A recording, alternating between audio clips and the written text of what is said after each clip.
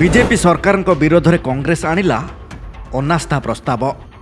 गुरुवार कांग्रेस विधायक माने चिट्ठी देवा सह मोहन माझी सरकार विरोध में अनास्था आनिचंती। तेबे एही अनास्था प्रस्ताव नहीं 15 विधायकों समर्थन थिबा नहीं कांग्रेस नेता माने दाबी करिसंती।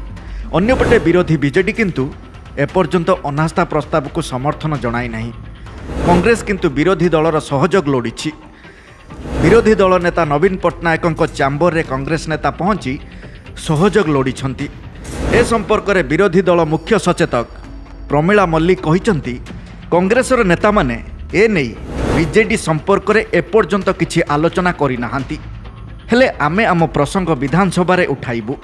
तेबे मोहन सरकार विरोध में अनास्था आनिबा नहीं कांग्रेस विधायक दल नेता रामचंद्र काडम एवं जयपुर विधायक तारा प्रसाद बाहिनीपति सूचना दैछंती।